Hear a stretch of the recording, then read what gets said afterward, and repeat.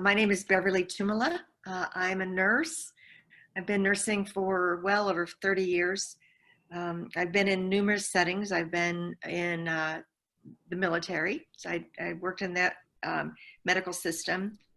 I've also, probably the majority of my time spent here at University Hospital, caring for many times the indigent and those without health care. And I've seen what that does and how the underserved, it really suffers from lack of health care. So I was there for about 24 years, and now I do hospice work. Hospice here at San Antonio, and I've been doing this for about 4 years. Okay, Julie, you're next to me.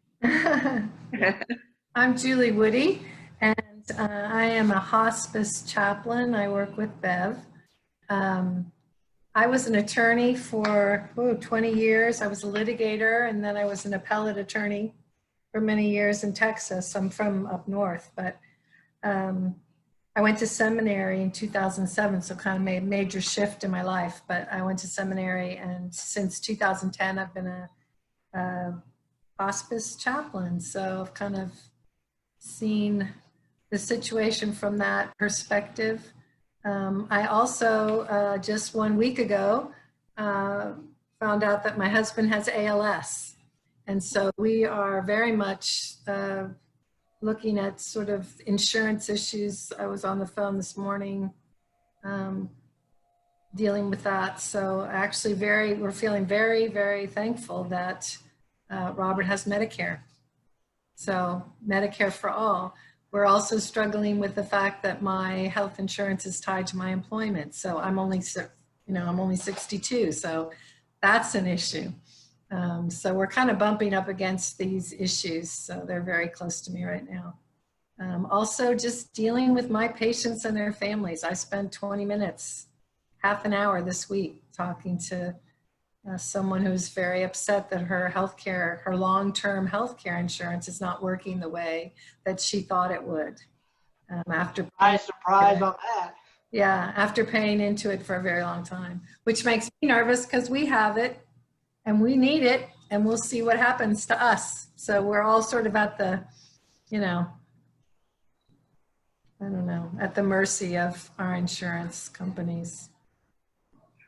And Beverly, before you joined us, I kind of mentioned, without mentioning names, that we had a patient recently pass that had been trying to get his long-term health insurance through John Hancock, and he passed away, and it's still not resolved. Yeah. So they sure collected a lot of money from him, didn't they? Oh yeah, overall, I don't know how many years he paid. He probably paid 20 years worth into the premiums. So. Well, yeah. Well, Tom, since you're kind of hosting this whole meeting, do you want to kind of just like frame the discussion for us briefly? Well, I was kind of making a joke earlier that, there should be a discussion of climate change. It's so damn hot. But in reality, I think that brings us back to Medicare for All, because I hate to say this, but we got 2 polar ice caps that are melting. The snow's melting in the Andes and the Himalayas. And somewhere there's going to be 100,000-year-old carcass is going to thaw out, and it's going to release all sorts of pathogens. And we're going to be right back where we are today with another viral outbreak. People are going to be without jobs. Like Julie was saying, their health insurance is tied to their job. So no job, no health insurance. The next pandemic is going to be worse. So I think it's all tied together, and I just don't understand why people just won't get behind Medicare for All. I mean, they talk about trying to tinker with the ACA. Well, I don't think the ACA is going to be able to do anything with like long-term health insurance with John Hancock that doesn't want to pay it. I mean, I could be wrong, but I don't think so. Yeah, so since we kind of have a couple of folks here with experience in hospice care and end-of-life care, I'm kind of interested to know from that perspective, because as many people are aware, most folks spend the most amount of money on healthcare when they're dying, right? So, that's one of the discussions that I know happened during the debate over the Affordable Care Act. And, unfortunately, end of life planning got framed as death panels when we know that everyone's going to die and we should be prepared for it, right? So if Beverly, maybe you want to start off? Yeah. I was at the Robert B. Greene working in a clinic. Let me frame this clinic. It was very interesting. University Health System, they bring on a lot of the indigent population that are here. And they have sort of a health plan through them called CareLink. And CareLink, if you use it, you've got to stay within the health system to use it. And it's pretty basic, but it does preventative stuff. It'll treat, what you've got. So the ACA happens, Obamacare, whatever you want to call it. And people came to me and said, can you believe that, we're going to have these death panels and they're going to decide who can live and who's going to die and who's going to get the benefit and who's not.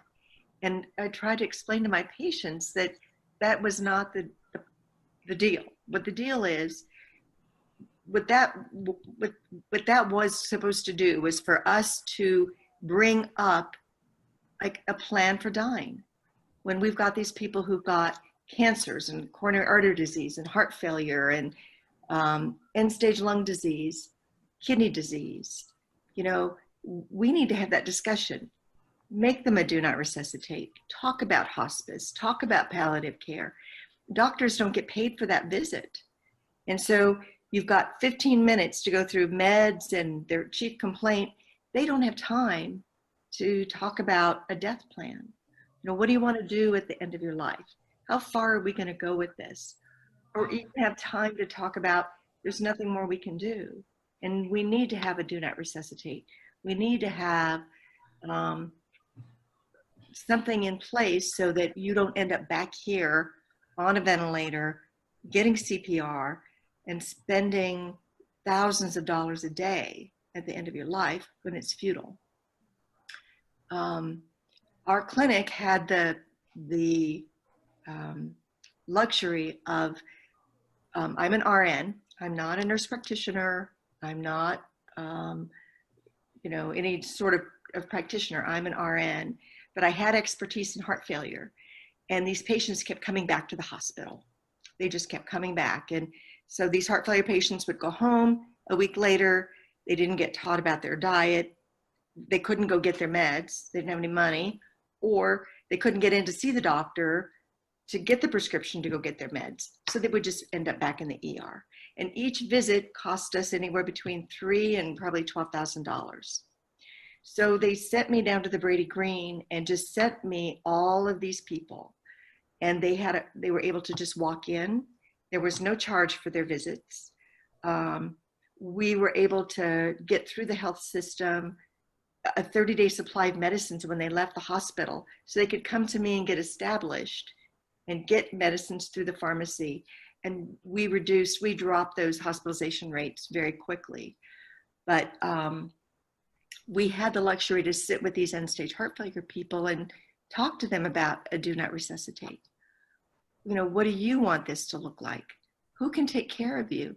And talk to them about hospice and other things out there, because people don't know about end of life care and who's going to pay for it. And unfortunately, CareLink does not pay for hospice care. So we would have to go out hunting hospices and asking them to take our patients pro bono. Because they're indigent and don't have health insurance. Exactly. And they're not going to get it because they're sick. Hey, yeah, right. Pre-existing condition. There you They're go. dying. Yeah. And what was real frustrating for me, so it was a heart failure clinic I ran, and I was attached to the transplant clinic. And a lot of my patients were young. They were in their 30s and their 40s and their 50s who got sick. and couldn't work anymore. So a big part of my job was to get them on Medicaid. So we went through that whole ordeal. Well, and then we'd also apply for disability. So as we're waiting for Medicaid to see if that was going to happen, we've applied for Social Security, and most of the time they didn't get picked up the first time. So we'd reapply, and they'd get picked up maybe the second or third time. Well, now they're on for disability income, but we don't have any medical care for them. So once they got their SSI and they got their disability check, we had to wait 2 years to get Medicare. Now, a lot can happen to these people in 2 years. And I always thought that somebody back in that made the decisions either figured out they'd either die, get better, or just give up and go back to work.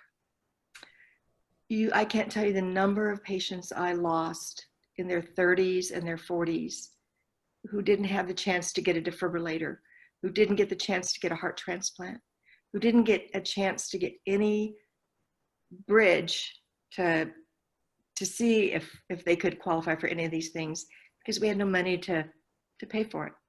So they were the ones that ended up dying in the ICU, attached to drips and ventilators and machines to make them pee, and because we couldn't get the Medicaid. I had this one gentleman in particular. He worked at McDonald's and he had 5 children, and he had a very aggressive form of cardiomyopathy that he inherited from his mother. I took care of his mother as well when she died. And when we evaluated him for Medicaid, we're like, you've got to get it. There's just no way. You've got all these children. His children got it. He was $13 over income to get Medicaid. And I thought somebody calculated that very well. And he didn't live those 2 years. We buried him. And so, the system is just broken. It's just broken. Okay, I'll stop. Well, that's unbelievably, frustrating and heartbreaking, and I think that's why we're all here, is because we have our own different experiences, from one extreme to the other, of having to deal with and wrangle with all of these myriad issues. Julie or Tom, do y'all want to speak? Well, I would just add to that. It is heartbreaking, but it's also immoral. I think it's time for people to just stand up and say, this is immoral. It's wrong. That should not happen. The idea that our country spends, what the statistics, 80% of our healthcare dollars go to end of life. For people who are suffering and are on machines, and that is not a quality of life. The fact that we're not educating them and making a system where they do we should be making sure that people who have no chance of survival are put on hospice. I mean, hospice has been proven now to extend your life, literally like the time that you live, that it will extend your life. It extends quality of life. I think we have to get a moral backbone, honestly, in this country, to say it's immoral to be spending that much money at end of life for people. It's immoral not to be educated and make this possible for people. It's immoral not to have Medicare for All, where everyone can get, the health care they need. It's all so, yeah, very hard to hear those stories. It's just like what is wrong with us? But yeah. No, and we can testify, as Beverly knows, we've been taking care of patients and we have the same problems over and over. But our patients do live longer, don't they, Beverly? But they do. They do. They come on to the care that we give them, and that's part of we're not eligible for reimbursement. The people that come stay with us, it's private pay. Mm-hmm. They're not eligible for Medicaid or Medicare reimbursement because we're not a facility, so to speak. But you don't want to go to a facility. These people don't want to go to facilities. And I think that's what's so special about what we do, because we're small. We do provide one-on-one care, basically. And I think that's why Great people for the nursing home. exactly. It is better, yeah. It's not a nursing home. And now with all sorts of the COVID deaths inside nursing homes, you would think we'd start reevaluating whether that is the model we want to continue with. Right. And again, everything is related. People are losing their jobs. I mean, of course you have to have a certain, I don't know, not everybody is cut out to wipe butts, which I know boils I'm not. down to.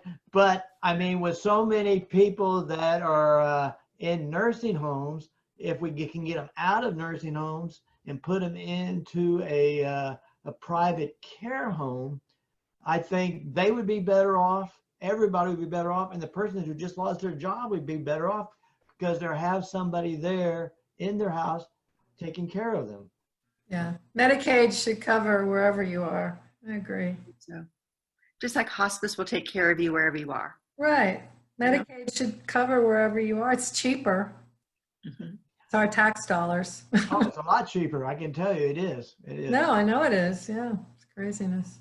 And I think one of the things that we've seen too is that a lot of the people that come stay with us are supposed to be here, 3 months, 4 months, 6 months, but they're out of here sometimes over a year, 2 years, because of the level of care they're getting. And I just know that if they were in a nursing home, that would not happen.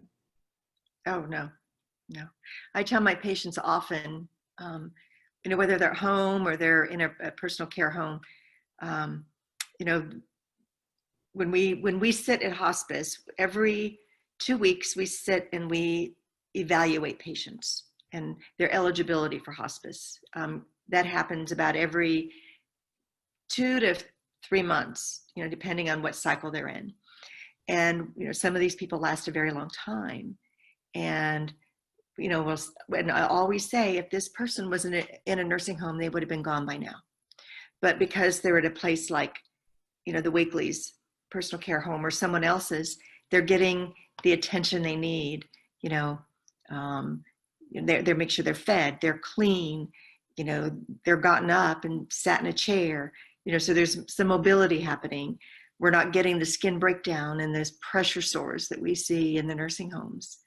Nursing homes, I hate to say it, but there's a lot of neglect there. Yes.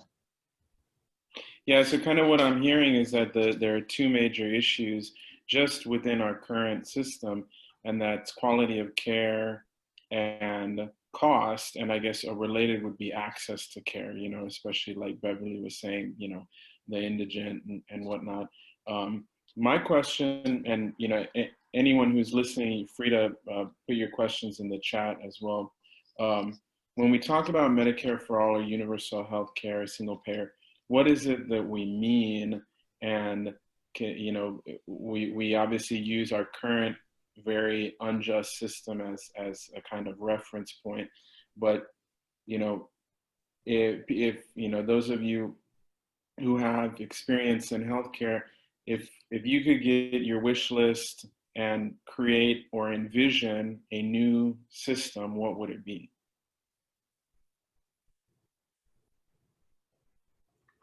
Medicare for all. I think, a lot of people are overwhelmed right now with the way, how do you have to apply for disability, let's say. You're young, at 65, I think things happen automatic. I haven't reached there yet, but, I'm assuming it's pretty automatic. You get Medicare. But when you're having to apply for it on your own, it's very overwhelming. And, many times you have to get a lawyer to get you into the system. A lot of my patients had to get a lawyer, a disability lawyer, to prove their case and get them on.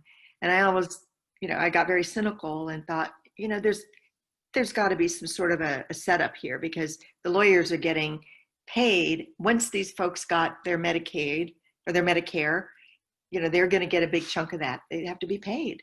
And so I would like an easier system, an automated system where, I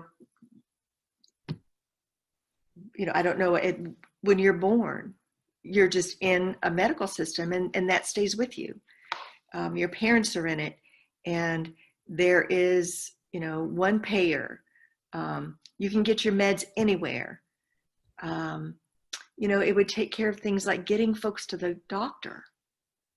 If you don't have transportation, you should have a way to get to the doctor. And then just more emphasis on home health. Hospitals are places where people get sicker and sicker. And home health, if a nurse comes into the home, like hospice, we can provide a lot of, hands-on, eyes-on, and call the doctor and get what we need. And people don't need to, drive to the hospital or stay in the hospital for weeks and weeks. No, I agree 100% that home health is that's the way it should be. And you were asking about what I like to envision. I would like to see the Medicare for All. That would be part of that whole process. You need to take care of yourself first. And I think all of us that work in hospice, people are saying, I wish I had taken better care of myself, but they didn't. But if they had that nurse that could come by every week, I mean, back in the 30s and 40s, didn't they have nurses used to make regular rounds? This would be their neighborhood. Doctors, yeah. And the doctors too, but this would be their neighborhood. So they would walk the streets, and they'd have, 500 people they would see on a regular basis. I mean, I think if we can have that home health piece as part of Medicare for All, it would go a long way to making sure people stay out of hospice a lot longer than they need to be.